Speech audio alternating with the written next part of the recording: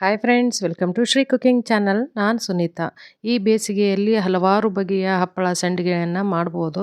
ಅದರಲ್ಲಿ ತುಂಬಾ ರುಚಿಕರವಾಗಿ ತುಂಬಾ ಕ್ರಿಸ್ಪಿಯಾಗಿರುವಂತಹ ಸೂಜಿ ರವೆ ಅಂದರೆ ಸೆಮಲೋನ ರವೆಯ ಹಪ್ಪಳವನ್ನು ನಾನಿಲ್ಲಿ ಮಾಡ್ತಿದ್ದೀನಿ. ತುಂಬಾ ಟೇಸ್ಟಿಯಾಗಿ ಅಷ್ಟೇ ಕ್ರಿಸ್ಪಿಯಾಗಿ ಕೂಡ ಬರುತ್ತೆ. 2 ಕಪ್ ರವೆಯಿಂದ 100 ಹಪ್ಪಳವನ್ನು ಸುಲಭವಾಗಿ ಮಾಡಬಹುದು ಕೇವಲ 1 ಗಂಟೆಯಲ್ಲಿ. ಅಂಗಡಿಗಳಲ್ಲಿ ಸಿಗುವಂತಹ ಪಾಪಡೆ, ನಮ್ಮ ಉತ್ತರ ಕರ್ನಾಟಕ ಸೈಡ್ ಪಾಪಡೆ ಅಂತಾರೆ, ಸೇಮ್ ಅದೇ ಟೇಸ್ಟ್ ಅಂತೂ ಬರುತ್ತೆ. ತುಂಬಾ ರುಚಿಕರವಾಗಿ ಅಷ್ಟೇ ಕ್ರಂಚಿಯಾಗಿ ಕೂಡ ಇರುತ್ತೆ. ನಾನಿಲ್ಲಿ ನೋಡಿ ಎಣ್ಣೆಯಲ್ಲಿ ಕರೆದ್ಬಿಟ್ಟು ತೋರಿಸ್ತಿದ್ದೀನಿ. ನೋಡಿ ಎಷ್ಟೊಂದು ಕ್ರಿಸ್ಪಿಯಾಗಿದೆ. ಅದನ್ನು ಹೇಗೆ ಮಾಡೋದು ಅಂತ ನಾನಿಲ್ಲಿ ಹೇಳ್ತೀನಿ. ನಾನಿಲ್ಲಿ 2 ಕಪ್ನಷ್ಟು ಸೆಮಲೋನ ಅಂದರೆ ಸೂಜಿ ರವೆಯನ್ನು ತೆಗೆದುಕೊಂಡಿದ್ದೀನಿ. ಒಂದು ಬೌಲ್ಗೆ 2 ಕಪ್ ರವೆಯನ್ನು ನಾನಿಲ್ಲಿ ಹಾಕ್ತಿದ್ದೀನಿ.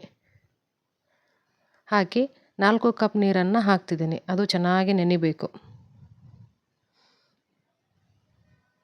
4 ಕಪ್ ನೀರನ್ನು ಇದಕ್ಕೆ ಸೇರಿಸ್ತಿದ್ದೀನಿ. ಇದು ನೆನೆಯುವಷ್ಟರಲ್ಲಿ ನಾವು ಗ್ಯಾಸ್ ಮೇಲೆ ನೀರನ್ನು ಇಟ್ಕೊಳ್ಳೋಣ. ಇದನ್ನೆಲ್ಲ ಚೆನ್ನಾಗಿ ಮಿಕ್ಸ್ ಮಾಡ್ಕೋಬೇಕು. ನೀರು ಕುದಿಯೋ ತನಕ ಅಷ್ಟೇ ನೆನೆದ್ರೆ ಸಾಕು. ಇವಾಗ ಒಂದು ದೊಡ್ಡ ಪಾತ್ರೆಯಲ್ಲಿ ನಾನು ಅದೇ ಸೇಮ್ ಮೆಜರ್ಮೆಂಟಲ್ಲಿ 20 ಕಪ್ ನೀರನ್ನು ಹಾಕ್ತಿದ್ದೀನಿ.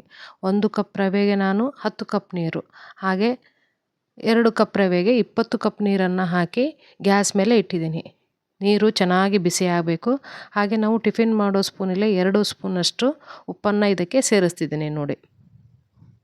ಹಾಗೆ ನಾನು ಅರ್ಧ ಟೇಬಲ್ ಸ್ಪೂನಷ್ಟು ಫುಡ್ ಕಲರನ್ನು ಹಾಕ್ತಿದ್ದೀನಿ, ಯೆಲ್ಲೋ. ನಿಮಗೆ ಆಪ್ಷನಲ್ ಇದು, ಬೇಕಾದರೆ ಹಾಕ್ಬೋದು, ಬೇಡವಾದರೆ ಸ್ಕಿಪ್ ಮಾಡ್ಬೋದು. ಹಾಗೆ 1 ಟೇಬಲ್ ಸ್ಪೂನಷ್ಟು ಜೀರಿಗೆಯನ್ನು ಹಾಕ್ತಿದ್ದೀನಿ.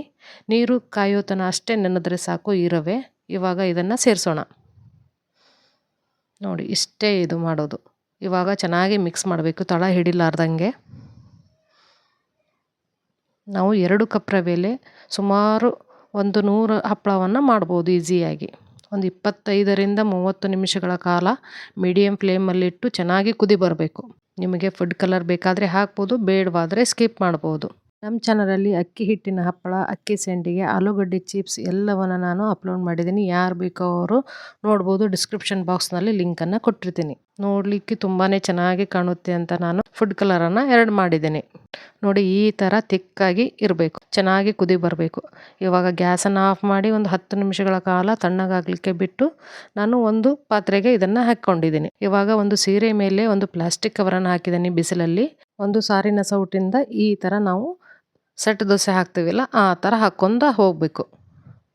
ಕೇವಲ ಒಂದು 10ರಿಂದ 15 ನಿಮಿಷದಲ್ಲಿ ನಾವು 100 ಹಪ್ಪಳವನ್ನು ಹಾಕ್ಬೋದು. ಯಾವುದೇ ರೀತಿಯಾಗಿ ಉದ್ದುವಂಥ ಕಷ್ಟ ಇಲ್ಲ, ಏನಿಲ್ಲ. ನೋಡಿ ತುಂಬಾ ಈಸಿಯಾಗಿ ನಾನು ಹಾಕಿದ್ದೀನಿ ನೋಡಿ. ಕೇವಲ 10ರಿಂದ 15 ನಿಮಿಷ ಸಾಕು ಈ ಥರ ಹಾಕಲಿಕ್ಕೆ. 2 ದಿನ ಚೆನ್ನಾಗಿ ಬಿಸಿಲಲ್ಲಿ ಒಣಗಬೇಕು. ಇವಾಗ ಒಣಗಿದ ಮೇಲೆ ನಾನಿಲ್ಲಿ ತೋರಿಸ್ತಿದ್ದೀನಿ ನೋಡಿ. ನೋಡಿ ಈ ಥರ ಬಂದಿದೆ. ಎಷ್ಟು ಚೆನ್ನಾಗಿ ಬಂದಿದೆ ನೋಡಿ, ಎಷ್ಟು ಟ್ರಾನ್ಸ್ಪರೆನ್ಸಿ ಇದೆ. ನೀವು ಇದೇ ರೀತಿಯಾಗಿ ಒಂದ್ಸಲ ಮನೆಯಲ್ಲಿ ಮಾಡಿ ನೋಡಿ, ಹೇಗಿದೆ ಅಂತ ಕಮೆಂಟ್ ಸೆಕ್ಷನಲ್ಲೇ ಹಾಕಿ.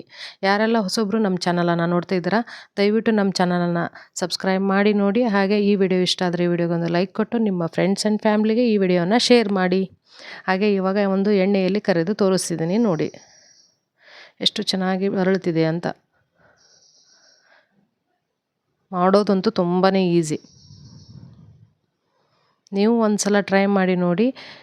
ಕಡಿಮೆ ಕ್ವಾಂಟಿಟಿಯಲ್ಲಿ, ನಿಮಗೆ ಇಷ್ಟ ಆದರೆ ಹೆಚ್ಚಿಗೆ ಕ್ವಾಂಟಿಟಿಯಲ್ಲಿ ನೀವು ಟ್ರೈ ಮಾಡಿ. 100% ಫೇಲ್ ಆಗುವಂಥ ಚಾನ್ಸಸ್ಸೇ ಇಲ್ಲ. ಅಷ್ಟೊಂದು ಚೆನ್ನಾಗಾಗುತ್ತೆ, ಅಷ್ಟೊಂದು ಕ್ರಿಸ್ಪಿ ಆಗುತ್ತೆ. ಮತ್ತೆ ಹೊಸ ರೆಸಿಪಿಯೊಂದಿಗೆ ನಾನು ನಿಮ್ಮನ್ನು ಭೇಟಿಯಾಗ್ತೀನಿ. Thank you.